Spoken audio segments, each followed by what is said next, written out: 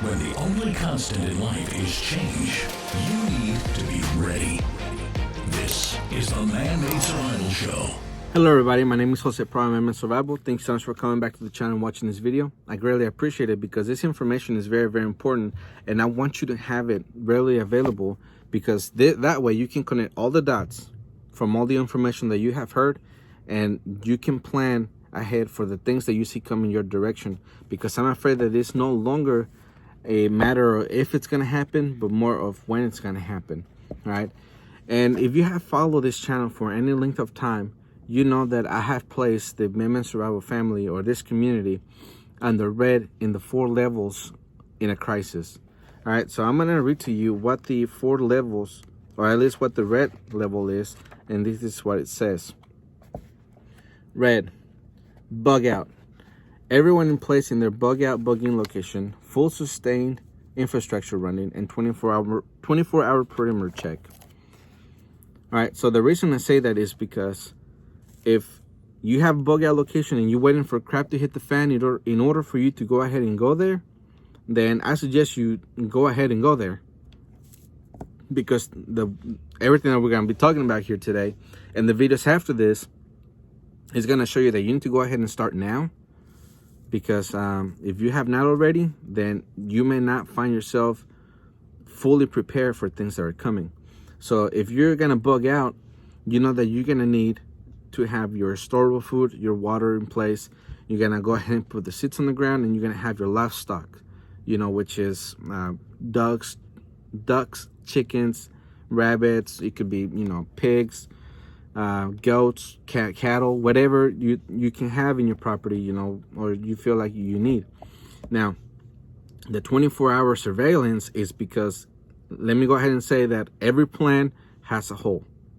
And if you don't go ahead and start now rehearsing it and practicing it and finding those holes in that plan, then you will suffer the consequences for not having a sealed, airtight seal on that plan. All right, so you need to go ahead and start now, patch it up, and make it the best you can be. All right, for people who do not have a bug out location in your house, which would be your bugging location, that's where your last stand is. I suggest that right now you start looking for alliances, and that is something that I talk about in my new book that I have available. You can go to www.preppersecretcache.com and you can order it on there. Or you can just click the link below and let me read to you a paragraph or a few lines out of the book, which I talk about alliances in chapter 17. And it says, in reality, your chances for survival are going to improve if you're part of a group. They can help you with food, water, clothing, shelter, and to come up with creative ideas to help all of you survive. It can be extremely tough to try to do it all on your own for you and your family. And that is very true, because if you think that you can do all of it all on your own, then something could happen. 1, you can get sucked into a group that you don't really want to be there and they'll just impose their will on you. Or 2, they'll just simply run you over and you may lose your life in the process. So this is why you need to have alliances. Now, as far as the food and water goes, if you live in an apartment or you live in the city and you cannot grow food or have animals, whatever, then you may have an uncle, grandma, grandpa, mom, dad, cousins, brother, sister that may live in a home, and if you are able to, you need to go ahead and bug out there and start planting food, and start putting the infrastructure in place for you to be able to have chickens and ducks and, rabbits and stuff, because those are going to give you your food, and that's where your food is going to be, and you don't have to wonder where you and your family are going to eat next. So that's how you can create some alliances, tell them what's going on. And I go in more detail in the book. So that's why I suggest you get it, and just so you know, the book is absolutely free. All we need help with is the shipping. And this book retails for $25. So yeah, you're getting it for free. And the shipping is like $7.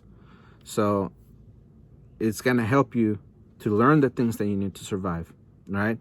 So let me go ahead and get into this so you know what I'm talking about. So here's the first headline. exclusive. As Washington, D.C. faces coronavirus spike, secret military task force prepares to secure the capital. This from Newsweek.com. A little-known military task force charged with evacuating Washington has already been activated. A task force charged with the most sensitive government mission of securing Washington in the face of attackers, foreign and domestic. That is the key. And if necessary, moving White House and other key government officials to alternative locations. Activated on March 16th, Joint Task Force National Capital Region is chartered to defend Washington on land, in the air, and even in its waterfronts. The Special Task Force is the only one of its kind in the country. All right. So they went ahead, since March 16th, they went ahead and activated this task force. All right. So they are anticipating something, because we went into lockdown as a country pretty much, or they called for national emergency on March 23rd. So at least 15 days before they called it, or 10 days, whatever, a couple days, they just went ahead and assembled this task force, and now they're in place to secure Washington, D.C. because a lot of things are going on right now, and things are getting very, very dangerous. So the next headline reads, what will you do if they try to extend coronavirus lockdown into next year? This from the endoftheamericandream.com. We're seeing a massive backlash against the coronavirus lockdown all over the United States, and it is likely that the protests against these lockdowns will only intensify in the days ahead. And some elected officials are doubling down and are insisting that shelter-in-place orders would remain in effect in their jurisdiction for quite a few months to come. I honestly do not know how that is possibly going to work, because after just a few weeks, millions upon millions of Americans have become deeply frustrated with these lockdowns. Trying to confine people to their homes for the foreseeable future is likely to spark tremendous explosion of anger, but that's apparently to be exactly what the authorities intend to do in some of our largest urban areas. For example, New York City Mayor Bill de Blasio just told Fox News that he expects his city to be shut down until June, July, or August. Other places that have protested are Tennessee, Oregon, Illinois, California, Montana, and Washington State. All right, so I told, if you remember, a couple of years ago, which would have been a few weeks ago, or when the lockdown started, March 23rd, I told people to get ready to go into lockdown longer than 30 days, because Wuhan was in lockdown for longer than 60 days. All right, so, and now they're talking about maybe until July or August. So New York has pretty much been in lockdown for about 90 days by that point, give or take. I'm not sure exactly when they declared New York to be locked down, but until July or August from now, it's about 60 to 90 days. So that's what I'm saying. So maybe even longer than that. I don't even know. But the point is that things are starting to boil, all right, which is my next headline. Protesters in Texas, other states demand the end to lockdowns day after Trump's liberate tweets. Demonstrators are calling for states to open now. This from NBCnews.com. And here's that video. Anger rippling across the country. I need my job. I need to work. From coast to coast, thousands of people frustrated. We're not going to have a vaccine for at least 18 months. We cannot shut down our state for 18 months. About their economic survival in the face of widespread shutdowns. Small business is the lifeblood and oxygen to America. And if that dies, we die. This following a wave of gatherings this week in places like Michigan and Kentucky, seemingly inspired by conservative grassroots efforts online. The passionate pleas coming as states like Texas make plans to open up their economies through a multi-step approach. First permitting state parks, then retail stores with pickup options by the end of next week, as COVID-19 cases in the Lone Star State continue to rise. All right, so people are getting really, really tired of all of this, right? And they just want to go ahead and get back to work because they know that they cannot pay their bills if they don't have money. And a lot of people, for a very, very long time, were living from paycheck to paycheck.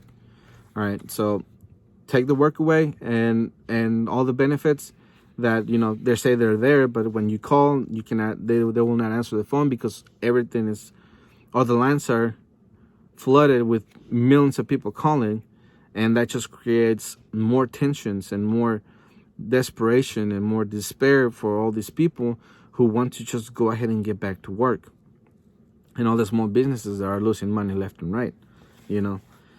But anyways, I found a headline in ncrenegade.com that I really like, and it's titled T.L. Davis, Dangerous Distinction. Allowing ourselves to be shut away in our homes, our businesses closed, our lives regulated by the state is a mistake.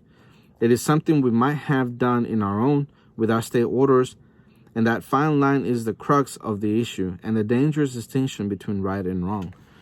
Yes, because you cannot let the government control you and what they tell, you know, what they want you to do as if you were just a slave. This is a free country, and it will remain free until the day that the citizens do not stand up. Luckily, the citizens are standing up. However, it can turn very ugly. It can turn into a civil war. It can turn into civil unrest. It can turn into very many things that we do not want happening here in the United States. All right, so even the sheriffs in some places are saying that they will not comply. Here's the next headline: Racine County Sheriff will not enforce stay-at-home orders, says it will have dire lifetime consequences. This is from jsonline.com. Quote, I took an oath to uphold the constitutional rights of our citizens, and I cannot, in good faith, participate in the destruction of Racine County businesses and interfere in the freedoms granted to us all by our Constitution, end quote, he said. And he's absolutely right. We cannot give away our rights for security or, apparent security, because tyranny will not give that power away, or they will not give it up. All right. So if we do not stand up now and keep them from taking our liberties, they will take them and not give them back ever. All right. So now that we seen the protests, right? And they're saying they want to get back to work. They don't want to be confined into their homes. And the sheriffs are saying, we're not going to enforce the orders that the governors give, which I want to point out that the heart of the issue with all of that is not the fact that they feel almighty and powerful, is that they have these executive orders, right? If we can take the ability away from them to be able to have executive power that grant them all this power in an emergency, that they can confiscate your property, they can take away your food, your water, and they can even stop the electricity and the power and the water from coming into your home. That's just overreach. So if they can if somehow we could take the ability from them to be able to take those kind of executive steps, then they wouldn't even have the thought of doing something like now, because they wouldn't have the authority to do it to begin with. That's what I'm trying to say. But anyways, now Dr. Fauci comes out and says this in this headline. Dr. Fauci condemns protesters clamoring for an end to lockdowns. And he said premature reopenings will backfire. This from Mediaite.com. And here's that video of him saying all of this. And finally, sir, we're seeing these protests crop up all across the country right now, including those protests in Texas and other places where they're saying fire Anthony Fauci. Fauci is wrong. They're resisting these stay-at-home orders from governors. What's your message back to those protesters? Yeah. I think, the message is that clearly this is something that is hurting from the standpoint of economics, from the standpoint of things that have nothing to do with the virus. But unless we get the virus under control, the real recovery economically is not going to happen. So what you do if you jump the gun and go into a situation where you have a big spike, you're going to set yourself back. So as painful as it is to go by the careful guidelines of gradually phasing into a reopening, it's going to backfire. That's the problem. All right, so you heard what he had to say. Now that's where there's some people, or the country's split now in whether you go back to work or you stay home, because we're gonna have a surge, and then the hospitals will get flooded again, and then the curve will go back up, or yada yada yada. All right, so now this is something that has happened in Pennsylvania that is very, very critical, and is very, very important, because things have escalated, in just a matter of days. It hasn't even been that long. Here's that headline: America on the brink. Shocking images show Pennsylvania militia rolling up to Reopen America rally. This is from ZeroHedge.com. The location was Harrisburg, Pennsylvania, more specifically at the Pennsylvania State Capitol complex. The Daily Caller, citing AFP images, captured the moment when an M35 series 2.5-ton 6x6 military truck converted for civilian use and packed with heavily armed protesters arrived at the demonstration. Americans could be standing on the edge of revolution. Seriously? Well, with National Guard troops deployed across the country, any uprising would likely be squashed. It was the thought that the epicenter of unrest could begin deep within inner cities, such as those in Baltimore and Detroit, but that may not be the case. It appears tensions are soaring among anti-quarantine protesters and state governments. The lockdown backlash started last Thursday in Lansing, Michigan. Anti-quarantine rallies sprouted up across the country over the weekend, organized by right-wing groups that held rallies in Texas, Indiana, New Hampshire, Nevada, Maryland, Utah, Wisconsin, Washington, and Colorado. Attempting to show force, some protesters wielded rifles, handguns, and shotguns, along with American flags, Betsy Ross flags, Trump signs, and "Don't Tread on Me" flags. We're up to the doorstep of some state capitol buildings. While it is open for discussion if the strict lockdowns were worth it, several things are evident. And why many of these protesters are angry is that the economy has crashed into depression, 22 million jobs lost, businesses bankrupted, and hunger crisis unfolding. Combine all of this together, and a perfect storm of unrest could be nearing. While we could show you images of the latest rallies from across the country, that would be a bit too much. So let's focus on the Reopen Pennsylvania demonstration on Monday, April 20th, which is what I've been showing you all throughout while I was reading. You saw the images of people showing up in the rally, in the truck, and even I play a little bit of the video of the demonstrators being there. So I want to remind you all the way back to the beginning of this video when we talked about the very first article, which said, exclusive, as Washington, D.C. faces coronavirus spike, secret military task force prepares to secure the Capitol. And that was from Newsweek. And this is the line that I'm focusing this on, because it's very, very important. A task force charged with the most sensitive government mission of security in Washington in the face of attackers, foreign and domestic, and if necessary, moving White House and other key government offices to alternate locations. All right. And the government has been preparing since March 16th. So let's right now, very quickly, put in front of you what is going on all at once. All right, so all this started with a virus that evolved to the economy, and that evolved to everybody being shut down, and now is evolving to protest. Oh, and before, let me take it one step back. Before the protest, the supply chain has been devastated. A lot of processors have been closed. Farms have had their crops spoiled on the ground because they can't pick it up and sell it. And cow markets have to have their cows taken to slaughter because they can no longer afford to feed them. And now, let's take it up one notch. Now we're in the protest side of this. And now people are showing up with guns in military vehicles, pretty much. That's going to make Washington, D.C. very, very nervous, especially this task force. All right. And I want to remind you one thing before we go. And this is it. That the Trump authorized activation up to 1 million reservists to help with pandemic. That was from the WashingtonTimes.com. So if we were wondering why Trump had called up 1 million or up to 1 million reservists into duty, it could be very well be because of this. Because they were anticipating that there was going to be riots, food riots. Now it's freedom riots and other things that I'll be talking about in the next video, which could be very likely war with China and Russia.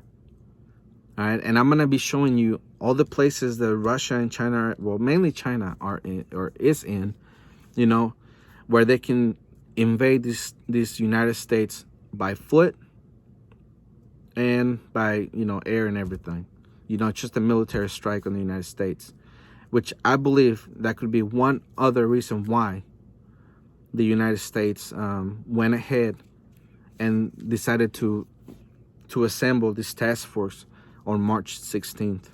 So I encourage you to come back, watch that video, because I have very, very important information. And after that video, I'm going to be talking about all the power or the firepower that Russia and China has. So those are very important, because if you want to defeat your enemy, you want to know what they have. If you're going to fight someone, you want to know what kind of gun they have. You want to know if they have a knife. As much detail as you can get, that's what you want, so you can make plans accordingly. All right. So I encourage you to come back and see the build up to those videos, because all this information goes together. All right. It's one big train and all the information is connected. So again, my name is Jose Prado with Men Survival, and remember, always ready. Hello everybody, my name is Jose Prado with Men Survival, and I wanted to introduce to you my very first book, Preppers Secrete Cache. You can go to www.preppersecretcache.com, or you can click the link below and order it from there. But hurry, we only have a limited amount of copies that we're giving away for free. All we need your help with is the shipping. So again, my name is Jose Prado with Men Survival, and remember, always ready.